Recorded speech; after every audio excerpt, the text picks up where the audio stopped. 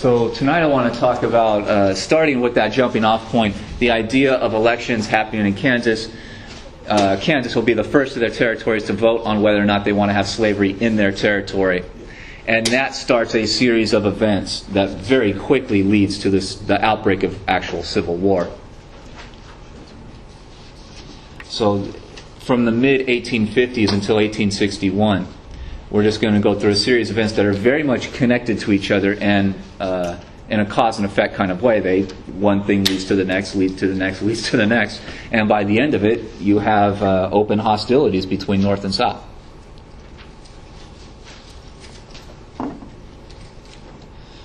So the first one is called Bleeding Kansas. So the 1854 Kansas-Nebraska Act that we ended off with last time abolished the Missouri Compromise line at the southern Missouri border, that line that had gone all the way into, theoretically, forever. Now all land to the south of the line would be open to slavery. All lands north of the line would be closed to slavery in the territories. This has everything to do with the individual territories. Okay, the Compromise of 1850 had brought California in as a free state, and to balance that out, made Utah and New Mexico territories open to slavery. So the line was theoretically already being washed out pretty quickly. 1854, just a few years later, completely abolished the line for the long-term future. So the 54 law talked about the two major territories that were left, Kansas and Nebraska, and the law basically said that those two would be ruled by popular sovereignty. So now you will have the ability of people living in those territories to vote all the way up to the Canadian border about whether or not they want to have slavery. So eventually you're going to get votes in New Mexico, Utah, Nebraska, and Kansas territories. So theoretically, if the pro-slavery factions win those votes, the United States could be dominated by slavery into the long-term future, which of course the Southerners in the states that already exist love, because they want to guarantee their economic profit. So the 1854 law was the final move to get rid of that 1820 Missouri Compromise line and open the possibility of extending slavery all the way up to Canada, which was still then a British colony. The 1854 law had a lot of repercussions, killed off the Whig Party, brought about the rise of the new Republican Party, which largely rises as a northern anti-slavery party. But the short-term results are that Kansas territory has the largest population, because the population is very slowly moving, or not all that slowly, but moving west. So Kansas was the next in line with enough population to start to make moves to being a state, to becoming a state. So Kansas will take the first vote. And the theory goes, just like in elections today, that first vote has a big impact on the rest. Whichever side wins the vote seems to have more confidence, seems to have more power, and later votes may be impacted by that, because you start getting one side winning several votes. It starts to look like a snowball that's unstoppable in other territories. So both sides, pro-slavery and anti-slavery, focus on Kansas as the vote that has to be won. So Kansas becomes a very heavily disputed place. And both start making very obvious moves to win that vote, which is basically move as many people from your faction into Kansas as you possibly can, establish residency as quickly as possible so they could get a vote in that upcoming decision. And these are going to be the elections that eventually create a kind of territorial government.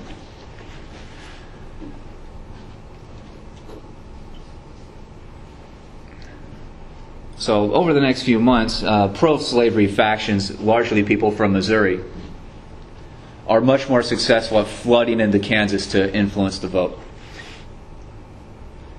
In Kansas, they became largely known as the border ruffians. They just literally crossed over the line from Missouri, often brought their slaves, to influence the eventual vote. When the vote is held, the pro-slavery faction wins.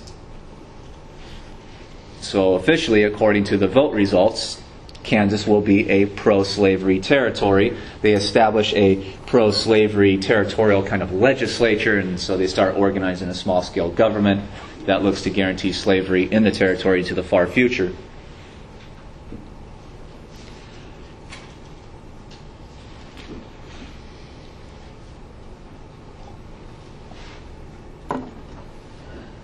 There are some obvious problems with the vote. Number one being that,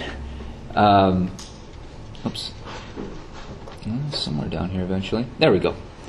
There are actually more anti-slavery registered voters than there were pro-slavery voters, which means that something bad has happened with the numbers. So there's a lot of accusations of voter fraud in that election, to the point that the territorial government can't really figure things out. The vote was pretty chaotic. It was a pretty big mess. The pro-slavery people are very happy with the result, so they don't complain much. Just like in modern elections, the winner doesn't usually tend to complain. They don't want to have a do-over, basically, because they won. It's the losing side that usually complains about voting fraud and wants to sometimes take a new vote or have some kind of intervention. So largely the anti-slavery people in Kansas immediately cry foul. And they start writing letters and sending messages to the federal government, Washington, D.C., to intervene, accusing the pro-slavery forces of voter fraud. The problem, though, is that the federal government, by this point, is largely dominated by Democrats and Southern Democrats, including the President of the United States, Pierce. So the President is fairly happy with the outcome of the Kansas vote, and he orders the territorial kind of government to uphold the vote. There is still a very close balance in the Senate, and the Southerners, to a man, stick with trying to uphold the Kansas vote. Some of the Northerners are back and forth. So eventually a majority of the Senate votes to uphold the Kansas pro-slavery election, or the election that resulted in the pro-slavery moves. And the U.S. House of Representatives, because that is determined by population size of each state, has a whole lot more Northerners in the House than Southerners. So the House of Representatives is now largely an anti-slavery kind of group, largely Republicans, and they start complaining. And you get a division in Congress itself, where the House votes to basically have a do-over vote in Kansas because they complain about voter fraud.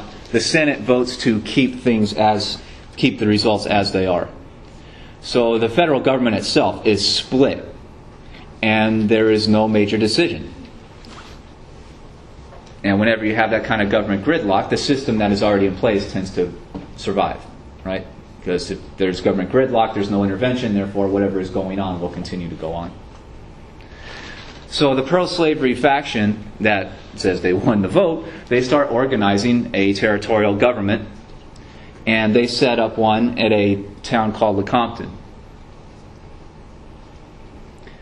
The anti-slavery people are still angry about it, so they go and create a different territorial government. So you're going to have two different governments, both claiming legitimacy in Kansas. A pro-slavery group at Lecompton and the anti-slavery group at Topeka.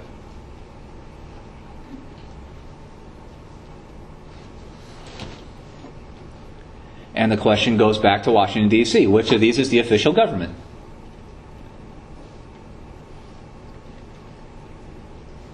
And again, the House splits, the Senate goes the other way, the President supports the Southern demands. And this is national outrage. A lot of Northerners are upset at this. They say that the Southerners only won through literally stealing the vote. And bad things start happening. And the federal government, again, officially recognizes the split in Kansas, which means recognizes both sides at the same time. So the federal government is either unwilling or incapable of intervening.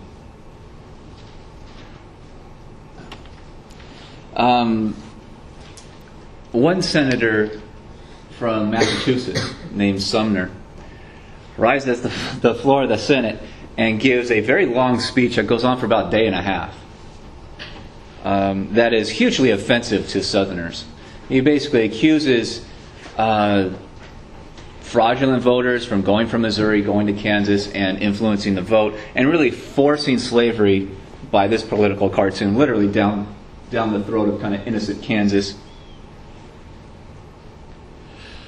And this senator obviously says this is wrong. We have to have another vote. We have to ensure that this, if we're going to have a new vote, federal government's going to have to do something to make sure that this vote is accurate and portrays the will of the people living there.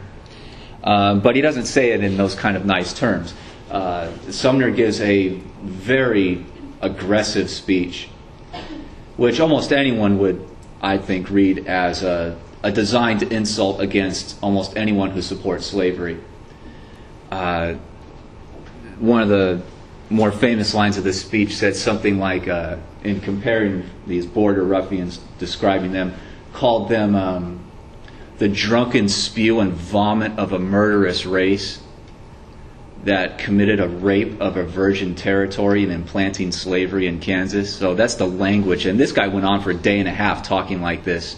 So it's obviously an insult against anyone who supports slavery, basically calling them the spawn of the devil, which a lot of Southerners didn't like very much. So this is a very famous speech.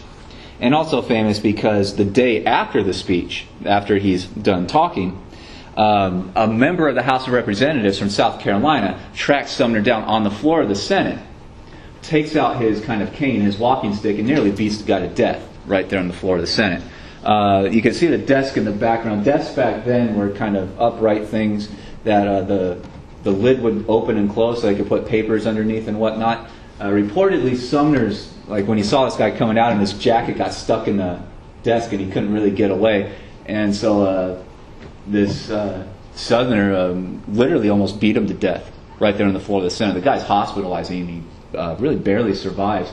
Other senators stood around watching, especially senators from the South, because they were so offended at what the guy had said. This is the result. So you have literal violence on the floors of Congress, and other congressmen and senators started carrying guns on them, started carrying knives because they're afraid of being attacked. It's a very questionable and violent time. So Sumner is sent away to the hospital. The guy who did the beating, a guy named Brooks, is expelled from the House. So he's sent out. He is basically censored and removed. So he's not allowed to be in the area at all anymore. But they both symbolize, obviously, the desire, especially of kind of northern anti-slavery radicals in giving their message, and the southern extremist response and trying to beat people to death when they disagree and insult them. The strange thing is that both these guys are returned to the Capitol. When Sumner gets out of the hospital, he is overwhelmingly reelected from Massachusetts. So he seemed to have the population of Massachusetts behind him supporting this stuff. And when this guy Brooks gets back to South Carolina, he is reelected also to the House of Representatives. So he goes back to Washington, D.C. because he had the backing of the massive population from his constituency. So both these guys seem to be extremists that also have the deep loyalty, who are presented as not just ideologues, but people are willing to go fight for what they believe is right, and so they get a lot of popular support from their constituents. They're both viewed as kind of saintly and good, heroic, kind of defensive types of people. And they're overwhelmingly returned to Washington, D.C. To serve their constituents out in the government. The same day that this beating takes place in Washington, D.C., an anti-slavery town called Lawrence is attacked by pro-slavery forces, the supposed border ruffians. About 800 or so of these pro-slavery forces get together and attack the anti-slavery dominated town of Lawrence and basically invade it, conquer it, and then burn large portions of it on literally the same day. as Sumner is attacked on the floor of the Senate. So things seem to be progressing very violently and very quickly, moving events forward. One guy in particular that is angered not just with news of the beating arriving, but also the destruction of Lawrence. The guy's name is John Brown. He and his followers, he's a kind of very religious kind of figure, believes he is basically God's instrument in the world. You can see by the look on his face, he's a pretty serious-minded kind of guy. He and his followers, there's about 10 or 20 of them, largely his own family, his own sons, get together and they try to figure out who led the attack on Lawrence. And they come up with a list of pro-slavery people in the area that are validly and publicly pro-slavery advocates. And Brown and his followers go and capture 3 or 4 of those guys and take them out into the woods and execute them next to Pottawatomie Creek. And this becomes known as a massacre. There's a lot of different stories about how he killed these guys. Some of them are that he just kind of stabbed them with swords and knives and killed them that way, ranging from that to beheading them. And some of the more disgusting rumors are that he and his followers just took really big rocks and just split their heads open. So the violence is growing, growing, growing. Brown does this because he wants to symbolically show Southerners that the pro-slavery or the anti-slavery faction can be just as willful in defending themselves as the pro-slavery faction is in attacking. So Brown isn't willing to sit around and wait for any kind of charges or a trial or anything. He is a kind of vigilante type figure. He and his followers are now obviously wanted for murder, so they flee Kansas. And they go to the population centers that they think are most likely to hide them. So they go underground. And where do you think they go? They go to Massachusetts, the center of anti-slavery sentiment. And John Brown goes to Massachusetts and a lot of the New England types of areas, goes from one place to another, and looks to start raising money because he wants to build an anti-slavery army to invade the South and end slavery at the point of a gun. So he is organizing for the next few years, and more on him later. So he's literally a vigilante. He is wanted throughout the country. But because a lot of people agree with what he did, if not the actual action, but maybe just the defense of the anti-slavery groups, they hide him. They agree with his ideology, and they look to support him. So, there we go. Goes to New England. And his literal quote is eventually that he wants to take the fight to the South. He doesn't want the Northerners to just sit around and be attacked. He wants to do the attacking. So he will first look eventually to go into Virginia to free slaves and build an anti-slave revolution. And this is all obviously very illegal stuff. That's why he's doing it so secretly. He disappears for a little while.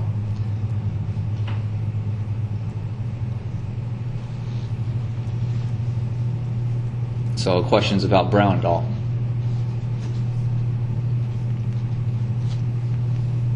The short-term result of Brown and the massacre that he led, was that basically starts a small-scale civil war in Kansas, outright, between pro-slavery and anti-slavery factions.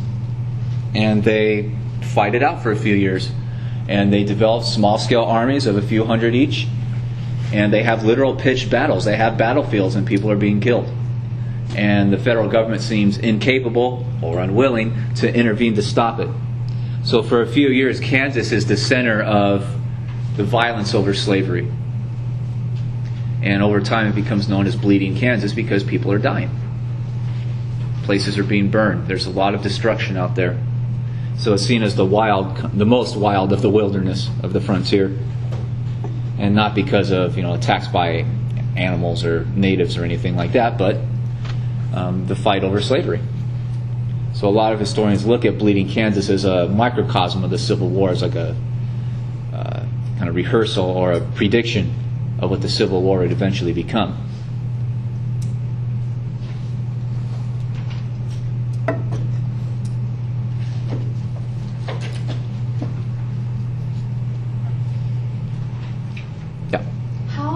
long before the Civil War actually, like full-on hits, is this taking place? This is 56, so that's 5 years before the actual fighting, the big fighting between North and South is going. Okay.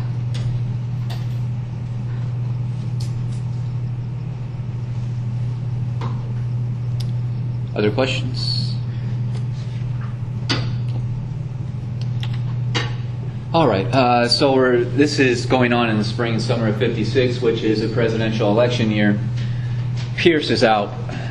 He had really humiliated himself in a lot of different ways by especially showing how weak he was in taking a stand one way or the other on Kansas.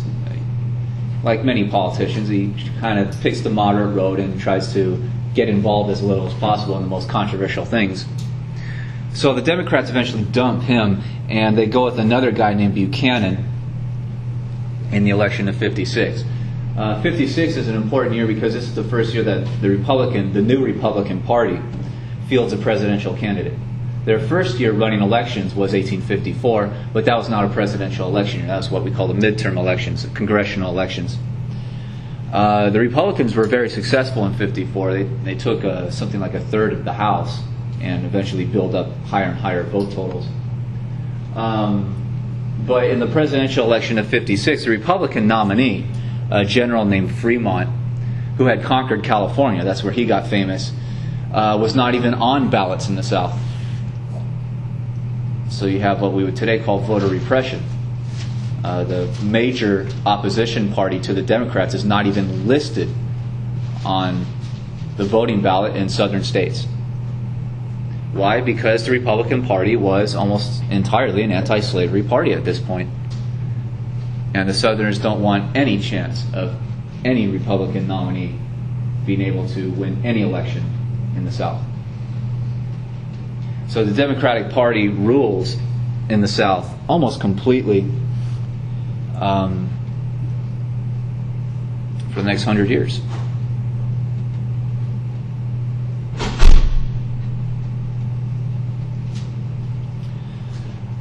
So the Democratic nominee, in winning every single southern state, is able to win a few northern states and eventually win the Electoral College, win the election.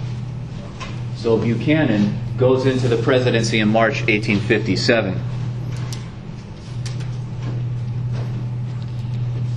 And immediately has to deal with a major Supreme Court decision called the Dred Scott case. This result, the Supreme Court announcement, happens literally just a week or so after the new president is inaugurated. So right from the outset, Buchanan's administration will be dominated by the question of slavery, what to do in the territories, what is the legal status, and all this. Dred Scott case was based on a slave named Dred Scott, whose owner lived in Missouri, which was a pro-slavery state. Slavery was still legal in Missouri. But the owner traveled throughout the North for several years and took Dred Scott with him.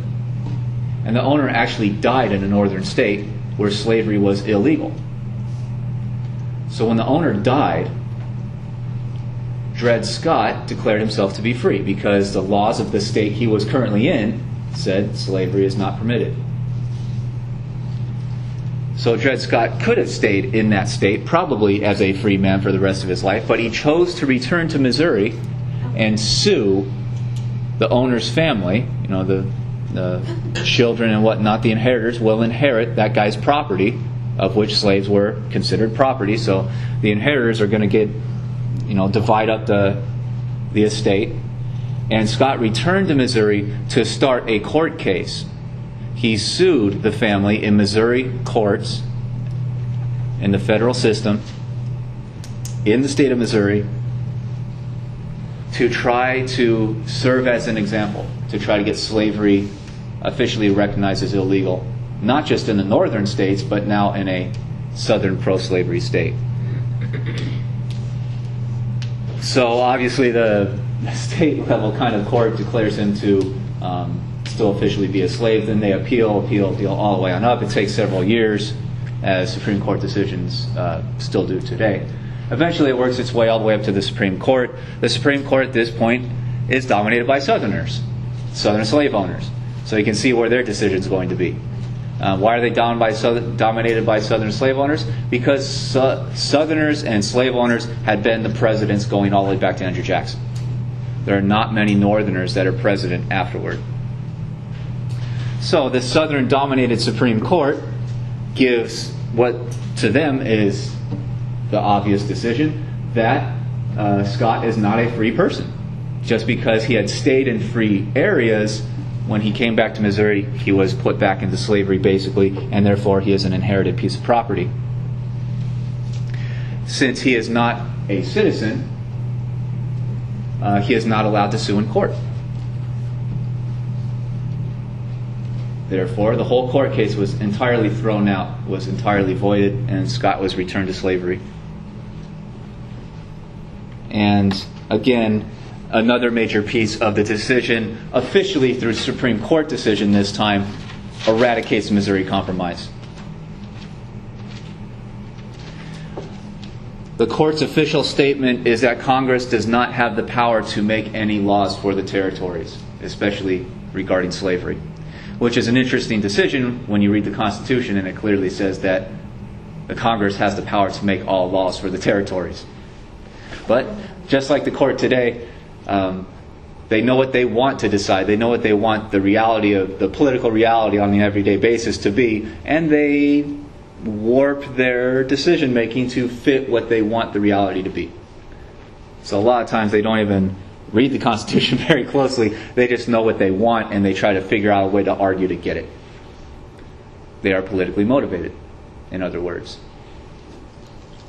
So this is also an outrage to a lot of Northerners, and definitely an outrage to the anti-slavery advocates that are, by the 1850s, growing into a fairly large abolitionist movement and have the support of a major political party, the Republicans. The Republicans in the 1800s, especially into the 1860s, are the radical liberal party. If you take the definition of conservative and liberal to mean conservatives want to keep things the same and liberals want to change things. That's basic definitions. The Republican Party was moving toward abolition, the end of slavery in the whole country. They won't get there for a while, but that's the direction they're heading. And what bigger change can you possibly implement in a society than getting rid of slavery? So the Republicans in this era we're talking about now are seen as the liberal party, and the Democrats as the heavily conservative party. Does that make sense? That's something a lot of students find strange and fascinating, because it's largely flipped today, where today the Democrats are seen as the more liberal of the two parties and Republicans as the more conservative. But questions about any of this? No. Okay. So this is a problem for Buchanan. How do you implement a decision like this into everyday law? So that's something he's going to have to deal with. Another thing that the Dred Scott decision did was basically destroy the candidacy of Stephen Douglas in running for president, because Stephen Douglas's policy regarding slavery was to allow the territories to vote. Popular sovereignty. Let the people decide. And the Supreme Court at this instance had seemingly taken the decision to open slavery into all territories, sometimes even regardless of the popular vote. So this was seen as a real shot against Stephen Douglas, and something that he really felt he had to fight back against, especially because Buchanan supports the Supreme Court decision eventually and wants to extend slavery throughout. And this is where Douglas will start arguing against Buchanan. And they're both Democrats. Just Buchanan's from the South, Douglas is from the North. So that becomes very controversial. You start to get a split in the Democratic Party. Those who follow Douglas in arguing for popular sovereignty, and those who follow Buchanan in trying to extend slavery into places it hadn't reached yet. So the Democrats who follow Douglas in the North now start to also see slavery as a very dangerous thing. And some Democrats even start taking the idea that slavery might have to be gotten rid of in the whole country, at the very least in the territories, in order to preserve the country. So now Northern Democrats are starting to suggest changing the rules with the territories and eventually the Democrats in the North will eventually come along and support the idea of a constitutional amendment to remove slavery forever. So you're starting to see not so much the division of parties between all Democrats supporting slavery and all Republicans against it. You're starting to see a split in the Democrats that will largely build the Civil War. The Civil War will be a North versus South conflict. So Northern Democrats originally will join with Northern Republicans in moving to get rid of slavery. And Southern Democrats will resist. So the parties are breaking down. Okay, and this is where John Brown comes back.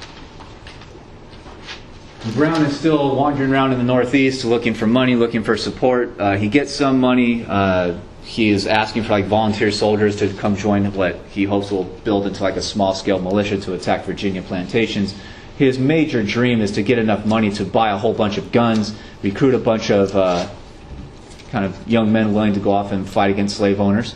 And they literally want to invade northern Virginia and attack plantations and free slaves, and if the slave owners resist, to kill them.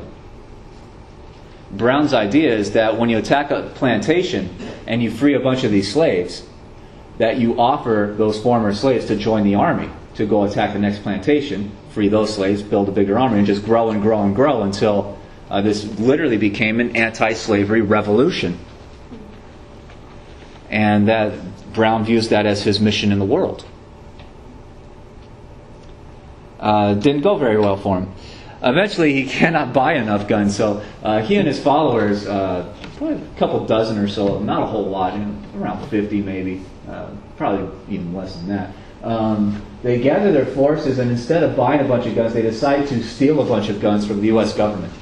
So they attack a U.S. armory, a National Guard armory, basically, at a place called Harper's Ferry in Virginia. So they've invaded Virginia secretly, but the first place they go is the gun storehouse, the weapons house. Which is a giant problem because, number one, they're in Virginia. He may have been able to get away with this kind of stuff in a northern state, so it's probably some bad planning. Number two, it's really bad planning because the gun storehouse is located at the edge of where two rivers meet. So when he attacks this whole arsenal complex, he attacks in the middle of the night. There's only one guard on duty because no one figured this was going to happen. Break in pretty easily, break into the arsenal. And then the Virginia State Militia, backed by pieces of the U.S. Army, invade behind him and trap him because they don't have boats to get away. He's stuck, surrounded by either water or enemy forces in his mind. And battles break out for about 4 or 5 hours in the morning. Several of his followers are killed. He's even, I believe, wounded in the fighting. But he is taken prisoner, and the rest of the followers are taken prisoner and put on trial for treason against the United States because he attacked a federal government property. He is put on trial in Virginia, so it's going to be pretty obvious what the outcome of that trial is going to be. He is declared guilty and sentenced to death. So he's going to be hanged in the next few weeks. Southerners thought this was a just verdict and looked forward to his hanging because they wanted to make an example out of him. That Northerners should not be allowed to do this kind of thing. And that anyone who threatens to do this kind of thing will be dealt with the full force of the law. A lot of the Northerners didn't really like that he did this kind of attack, but they treat him as a kind of martyr, someone who may be a little bit crazy, but had a good kind of pure moral vision for the world, and establish, kill off slavery, maybe bring some kind of equality or something like that. So North and South view him in two very different ways, and he is eventually executed. The day of his hanging, he passed a note to the people doing the hanging, last public statement he ever made, where he predicts that slavery will not be wiped out from the United States except with, quote, rivers of blood. So he predicts that this will become a giant problem for the country that will create a giant catastrophe that will kill many, many, many people. And his prediction is very largely true. So questions about John Brown at all, or his influence. But again, he is viewed in two very radically different lights depending on where you are. That sends us into the election of 1860. This is where Stephen Douglas from Illinois is going to make his giant attempt, his run for the presidency. He had made the promises. He passed the Kansas-Nebraska Act to pacify Southerners, to get them to support him in the nomination process. And this is where he makes his run. Stephen Douglas was a national politician. He had been in the Senate for several years already by this point. So he was a well-known politician throughout the entire country. And he was a Northern Democrat, which means that he was probably one of the few national politicians that had enough of a voice throughout all parts of the country to reunify the country. The major problem is that he doesn't want to have to deal with the problem of slavery. He wants to depend on popular sovereignty in the territories. His opinion is, I don't really care which way the territories vote, whether or not to have slavery. He just wants to have a reliable, reasonable vote that is, you get rid of all the vote fraud as much as possible and just let people vote. So he is a supporter of democracy.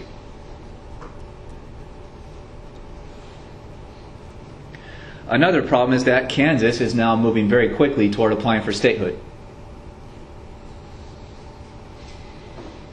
And you have a Southern president in office who wants Kansas, apparently, to get statehood. Because one by one, Southern states, when Kansas applies for statehood, Congress drags its feet. The Southern states start demanding that Kansas be accepted as a pro-slave state and that they will leave the United States if Kansas is not admitted. So that's what secession means. The willing departure. They separate from the United States and go off and they threaten to start a whole new country. So that's one of the first major instances where you see secession being threatened in the late 1850s. Stephen Douglas is outraged at the idea of secession. He calls it disunion, he calls it treason. So very quickly he alienates a lot of the Southern Democrats whose support he needs to get nominated as a Democratic nominee for president in 1860. He basically also declares political war against Buchanan for supporting the idea of Kansas coming in as a slave state. So there's a big fracture, a big splitting of the Democratic Party again that Douglas is leading in a desperate hope to basically become president. The Republican nomination in 1860 is pretty wide open, and there are several Northerners and prominent Northerners who run for president, run for the Republican nomination for president in 1860. Abraham Lincoln was a secondary one. He was probably third or fourth highest on the list at best. There were much more popular Northern politicians and much more radical anti-slavery abolitionists like William Seward. So a lot of the Northern primary votes in the eventual nominating process, they really shy away from their more radical abolitionist kind of fringe of the Republican Party, the really outspoken ones, and they go for a more quiet, kind of safe candidate. And the candidate they eventually go with is Lincoln. Lincoln came to national prominence when he ran against Stephen Douglas for a Senate seat in Illinois that Douglas eventually won because he's still a senator by 1860, and Lincoln eventually lost. Lincoln goes back as just a private citizen. But in the debates in 1858, in that election, they're called the Lincoln-Douglas debates, Lincoln gave a series of speeches and a series of statements in the debates where he basically created his framework for his vision of what slavery is and what should be done about it. Lincoln's argument is basically that the original founders of the country, what he referred to as the framers, the original writers of the Constitution, designed the country so that slavery would eventually go out, that would eventually be destroyed. And Lincoln quotes the Declaration of Independence, all men are born equal, natural rights, on, and quotes parts of the Constitution that gives the Congress the power to make laws for the territories, So Lincoln is literally quoting the founding documents. Lincoln's a lawyer, so he reads those things, he understands them very deeply, and that's his political argument. And he gains national fame for arguing against Douglas, and basically declares that Douglas and the Democratic Party were like conspirators to create slavery and keep it going. So Lincoln advertises himself and the Republican Party as an anti-slave party, but himself, he didn't want to end slavery in the states that already existed. He just wanted to stop it from moving into the territories. And his argument reemerges in 1860 when he runs for president. So again, his argument is the Constitution gives Congress the power to write laws for the territories, and therefore Congress has the power to outlaw slavery in the territories if it so chose.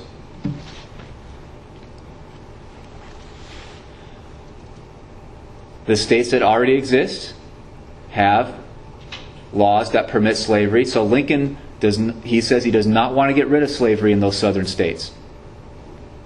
He says they can keep slavery. That's not his goal.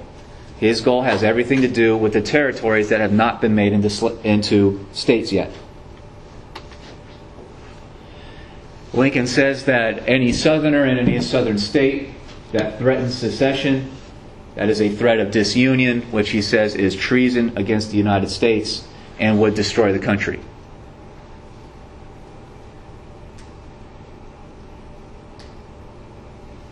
So Southerners have been arguing that these Northern abolitionists are destroying the country, and Lincoln throws it right back at them, saying, no, we're not the ones destroying the country because we're allowing you to keep slaves in the states that already exist. You're the ones that are threatening to kill the country by leaving.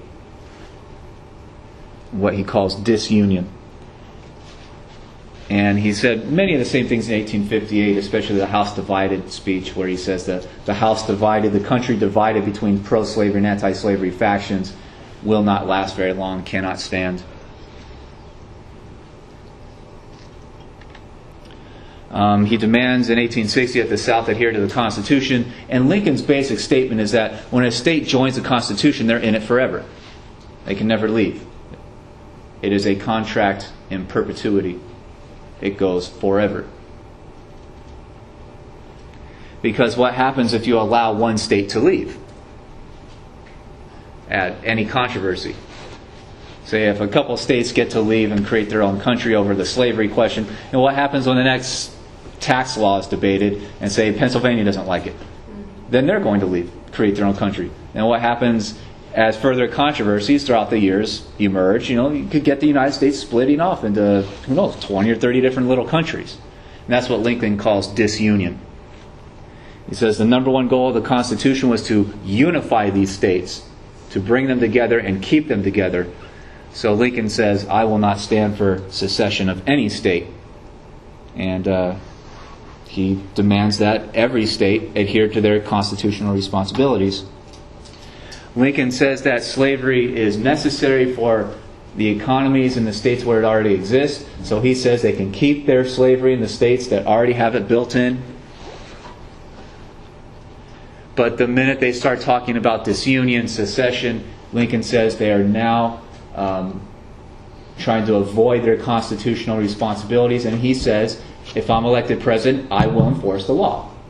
And the Constitution is the highest law. The Constitution that binds all states together forever. So Lincoln literally said, you can keep your slaves in the states that already have them. I'm not looking to remove slavery from the southern states. I just want to stop it from spreading to the territories. And he has a very good legal argument. So that's his position on it.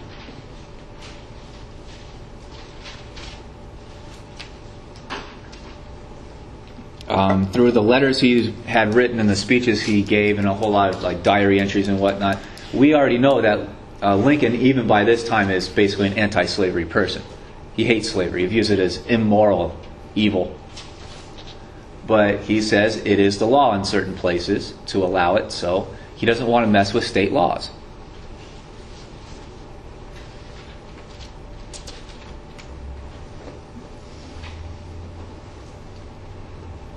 So, questions about Lincoln at all?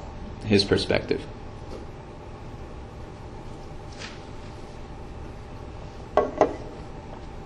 All right.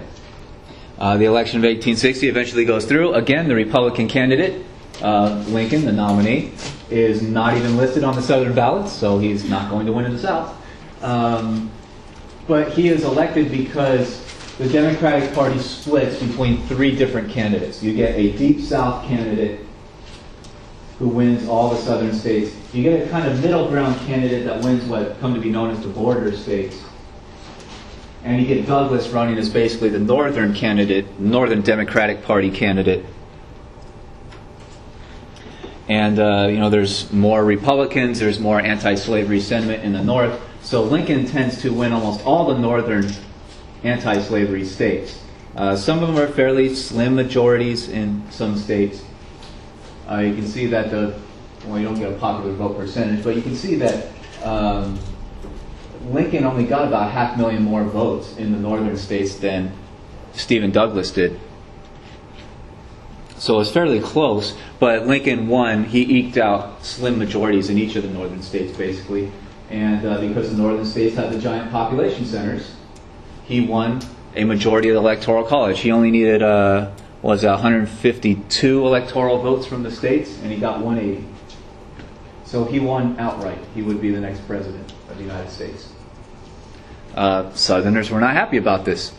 And many southern states had threatened to secede, to leave the Union if Lincoln was elected, because they viewed him as a threat to their long-term future. Not because he wanted to get rid of slavery in the states where it already existed, but because he wants to stop it from spreading to any of the territories. Which the Southerners say, well, that's not going to help us in the long term, because if Lincoln's vision comes to be real, if none of these territories have slavery, then none of the states that eventually get carved out will have slavery. Therefore, once all these areas become states, the anti-slavery states will far outnumber the southern states. And who knows, in 20, 30, 40 years, the Senate will sit down one day and just decide to make slavery illegal just by national law.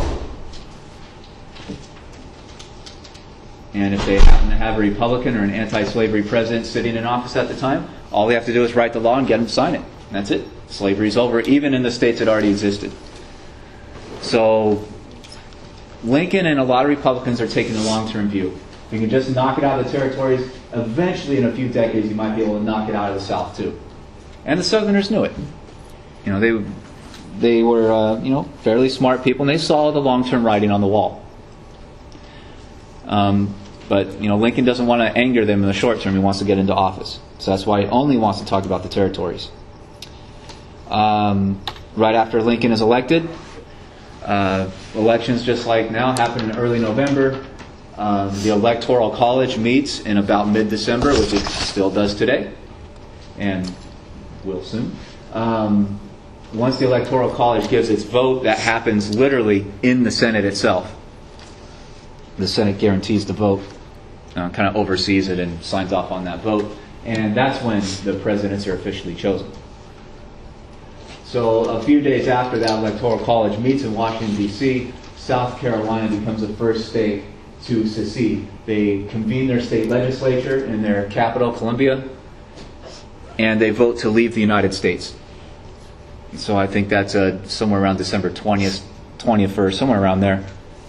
South Carolina becomes the first to leave, and one by one the Deep South states start to vote starting January and February. They all start voting to leave and form a different country.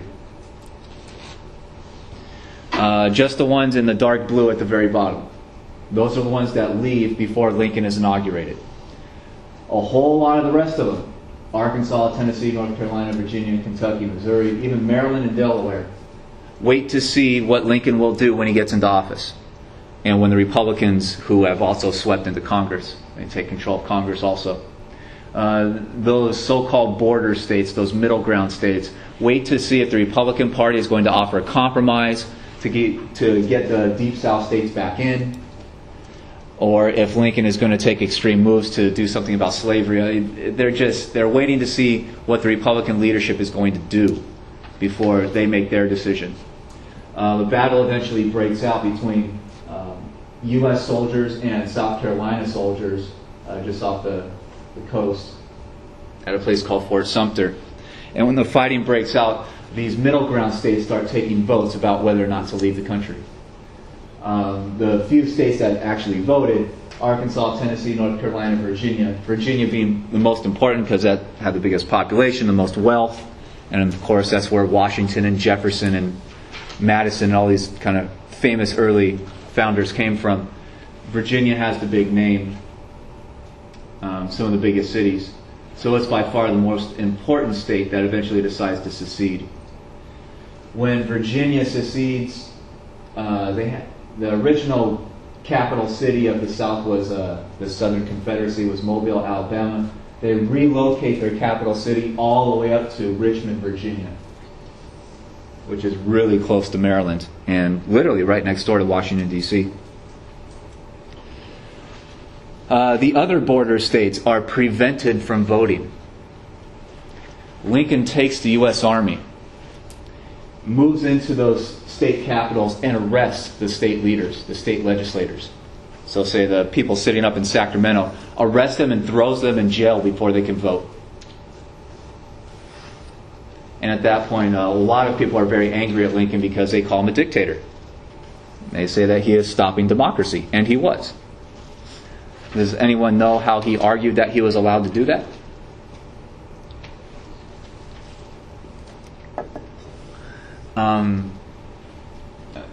Under the Constitution, if you are arrested, you have the right to a trial, right? You have the right, the government has to bring charges against you. Does that make sense?